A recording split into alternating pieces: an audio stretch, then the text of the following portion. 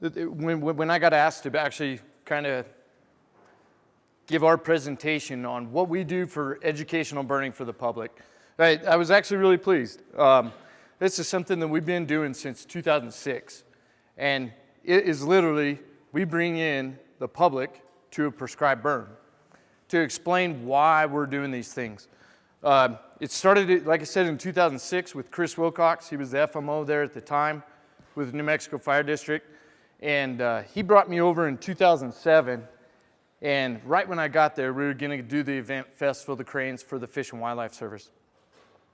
One of the things he says, hey, and we're going to do a prescribed burn, and we're going to bring the public right to the fire. And I was like, why? Are you crazy? You know, why would we bring public in?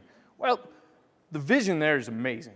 If you think about the vision and being able to bring somebody, maybe it's a local landowner, maybe it's somebody from Oklahoma, maybe it's somebody from Minnesota that come down and they want to see the sandhill cranes that come into Bosque Del Apache at this time frame. Maybe it's they want to come see the snow geese or the ducks. But how fire is a part of that. What is that? Why do we use fire as a disturbance to bring all these birds down? I mean, how does that interact? And it's not just on Fish and Wildlife Service lands. So that's kind of the background of what we do. Hopefully this works. Okay? So why do we do this? Why do we do this?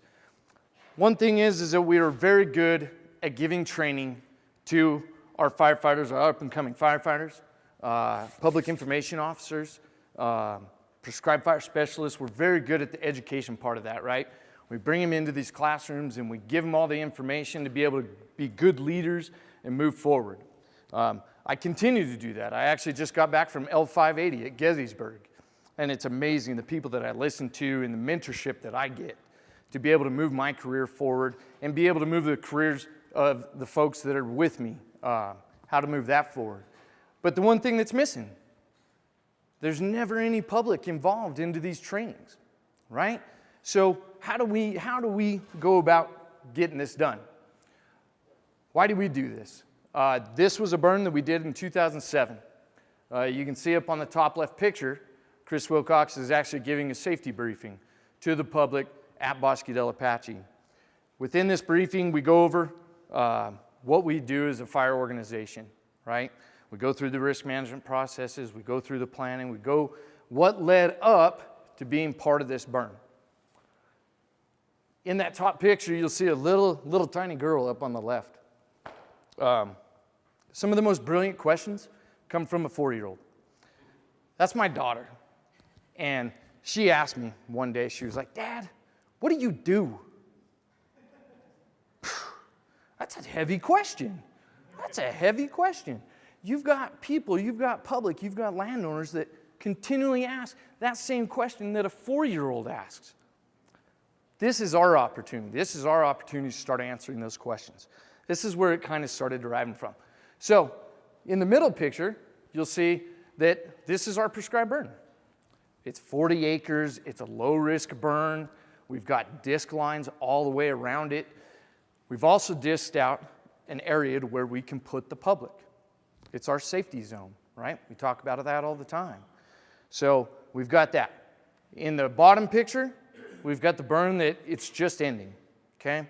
So they got to see fire come across this unit. They got to hear, we set up a truck with a PA system. They get to hear all the radio transmission throughout the burn. Whoa, why did he say that we got little slop over? Why did they say, well, go from lighting a head fire to lighting a flanking fire? So a lot of these questions start getting answered. And in the very end, we always bring everybody in to be able to look at the equipment. Over on the left side, I put risk management. What is risk management to us?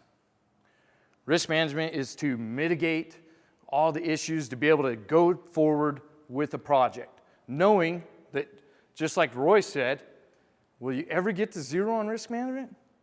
Heck no. So what does that mean to the public? Well, in my perception, that public education, here's another risk management process. What we do is we build a safety zone. We actually get an opportunity to bring the public 30 feet from a burn. See how that goes through. See what the successes are. See how that challenge are. So risk management, yeah, we're going to bring folks in that aren't fire qualified. They are local landowners.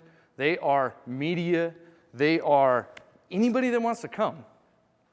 The venue that we use it at is Bosque Del Apache's Festival of the Cranes. If you guys haven't been there, it's coming up. It's 6,000 to 8,000 people on a Friday, Saturday, and Sunday that are around the Bosque, around Bosque Del Apache, doing different events and stuff like that. So the 20, 30 people that you see at our event, well, that's not just everybody seeing it. Now everybody's starting to ask questions, right? So we're hitting a lot of people at a small venue and a big venue. Public awareness. This is another reason why we do this. It's public awareness. You know, we're very good at trapping people in walls. We're very good at having opportunities to be able to speak to the media and do an educational piece from there. But when you're actually seeing fire, when you're actually seeing it implemented, what does that mean to them now? They're seeing something that's real. It's not just another day where you get to see a wildfire, you get to see a prescribed fire on the TV and stuff like that. So this is another thing, public awareness. Environmental education, it's our opportunity to be able to say, here's the reasons why we're doing this. You know? So we get environmental education. We bring into our little cadre that's teaching the public. We have the fire management officer, so that's me. We have our line officer, our agency administrator. We have our biologist, our local biologist, John Vredenberg. We're actually bringing Mike down from our national smoke desk to be able to say, hey, you know, if you got questions about smoke, how we do the monitoring, why are we putting smoke in the air? So we got Mike coming into play. We've got a fire ecologist, Mark Kaib. He comes down and he talks about the fire ecology side. So the environmental education part is all there. But we're not preaching to them. We're letting them ask the questions that they always want to ask, right? And then training for partners. Here's another big part of this, the reason why we do it. This is our opportunity to bring in the partners. That's your local landowners. That's your local VFDs. That's also BLM. BLM comes down to help us out every time with this prescribed burn.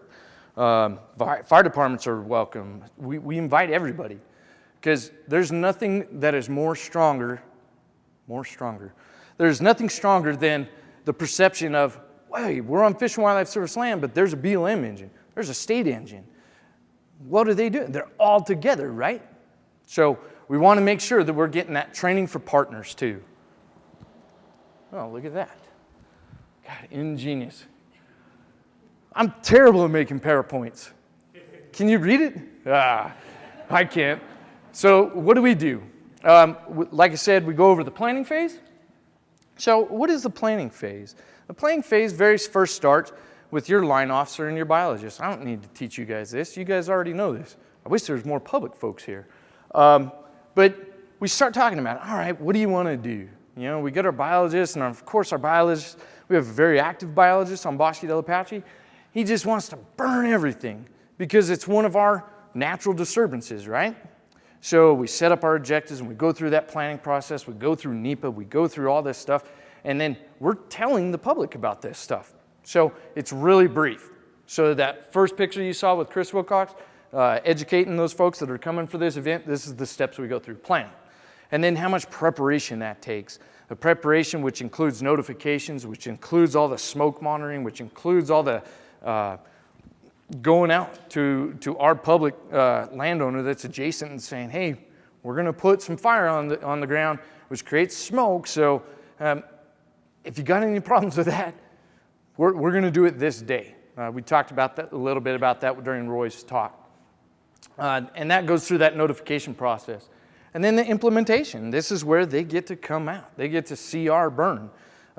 We don't start our prescribed burn until the public is there. We actually get them on site. We prep them for what they're going to see. Like I said, we put the radio on. They get to hear everything. So there is no hiding. One of the comments was, be real to the public. Don't try to pull a fast one on them, right? So this is our opportunity. So implementation. Then we do the post-fire. So at our event, what we do is we do this nice little burn. Everybody gets to see it. And then what's next? What do we, for myself, one of the things that's very hard to teach is success. We're terrible at highlighting our successes. We've got a successful prescribed burn, and it goes, and then everything is just perfect. What do? Ah, fantastic, it's over, right? It's not over. It's absolutely not over. So being able to actually take your post-fire just a step further. What we end up doing for our event is we go to another unit on Bosque Del Apache. It's Unit 19, and it used to be filled with cattail and salt cedar and all the invasive species that you don't want. And we actually did a prescribed burn 4 out of 5 years on the same unit, a couple hundred acres. Had a nice little cottonwood stand and some other vegetation that we were wanting to promote. And we take our public, after we see this burn, we take them to that. Take them to the middle of the field, and first thing our biologist asks is, so what do you guys see here? What do you see here? We're asking the public this question. And they're like, well, it's an open field. It's nice. So we go through the steps. We actually tell them, well, this used to be completely cattail. It used to be completely salt cedar. There was nothing that was usable for wildlife, public, it was just a mess. So where we take them to, they're standing there and they're seeing these little root balls of salt cedar. They're seeing just the little burned scars of the cattail. And we're like, this, right where you're standing, used to be a complete salt cedar cattail stand. And this is what we see now. We talk about the diversity of the vegetation there. We talk about the endangered species that are actually using the area now. We're sucking them into this whole big piece of why we do burning. Okay? So, as I talked about, success. So, this is the same unit that you saw in prior pictures the day after. There was so much dead decadent fuel in there, so much dead decadent grasses that the sandhill crane couldn't even use the area. And so what we did is we removed that layer of dead decadent, and now the sandhill cranes are just piled into this unit to be able to take care of the worms and all the other bugs that they need to eat to be able to grab that nutrition so they can continue their flight on down south.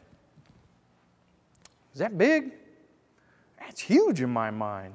How do we paint that success? Okay? So, what else goes along with successes? Challenges, right? Challenges. So, we do a fantastic job of being able to educate folks at Bosque Del Apache. This year, we just inherited a little chunk of land right here in the Albuquerque area. It's called Videographer National Wildlife Refuge. And the way our district is set up for the Fish and Wildlife Service, I'm the New Mexico Fire District FMO, and so I've got refuges all over the state, and I've got hatcheries all over the state, and I'm looking at this Valle de Oro. It's pretty much a section, 640 acres. It's like 540, I think. And I'm looking at it, and I'm like, gosh, dang, look at the planes flying right over the refuge, and, how could I do a prescribed burn right here? Gosh, look what's right next to it. Albuquerque. Where can we reach more people? Right here, Valle de Oro. The challenge is going to be FAA. It's not going to be public. But it's an opportunity. It's an absolute opportunity to start education for more people, for more media. I don't want to paint the picture that it's just public, because we need to start sucking in more media into these. I want to bring Channel 7 or Channel 3 or Channel 4, whatever. It doesn't matter to me. I want to bring them down to Bosque Del Apache and really promote what we're trying to do. The other challenge is you guys. How many people bring out the public to a prescribed burn? How many agencies? Fantastic. I didn't even know that. I want to be a part of that. I want you guys to be a part of ours. This is where we've got to start reaching out to the people. So, as you can see, I'm kind of passionate about this, right? You want to talk about passion? I've got it.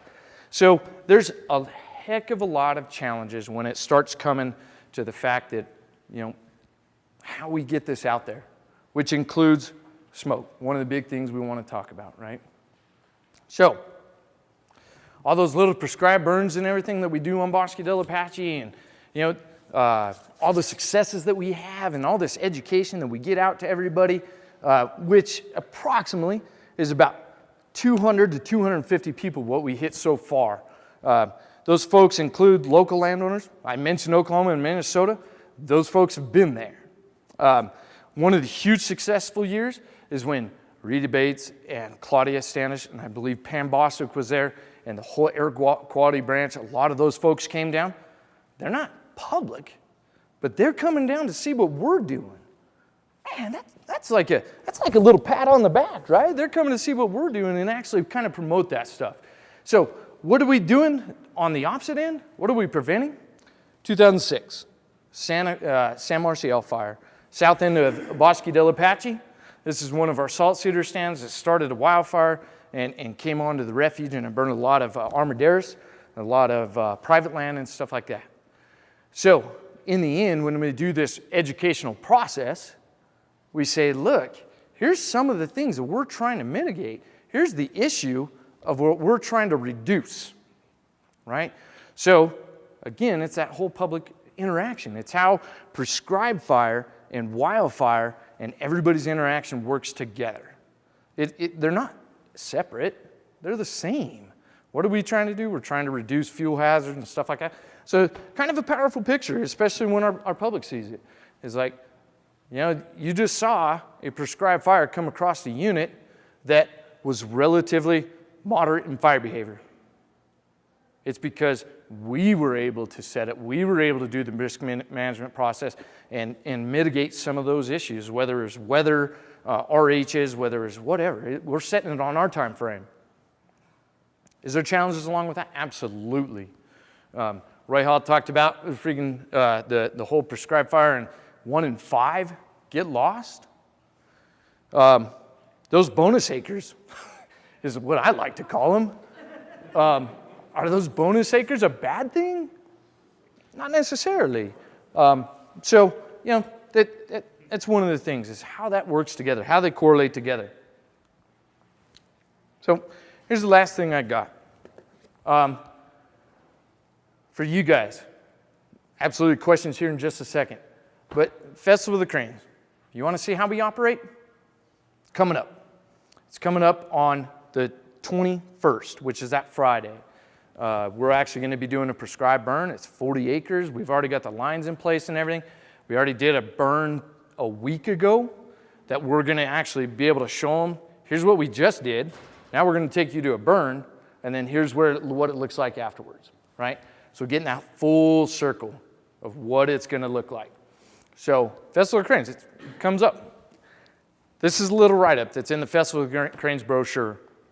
It kind of talks about what we do. It's very general, but who's it meant for? It's meant for the public. We got to be very general in that and bring them in. So one thing I didn't cover is what type of questions get asked when we got the public right there. I'll tell you what, the hardest question came from a 4-year-old. Dad, what do you do?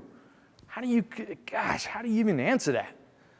What's been amazing is that since 2006 to now, there's hardly been any confrontation. The public has just eaten it up. They love seeing the process. They love being able to have the opportunity. So we're standing here at this wall. They've got fire at that wall. Being able to hear everything that's going on during that, it almost eliminates a lot of the questions. Being able to see that burn, being able to hear everything that's going on, being able to hear about the planning process, all the challenges that go along with that. I mean, heck, probably the easiest part is actually implementing the burn. Getting to the burn is the biggest challenge. So that's kind of what I got.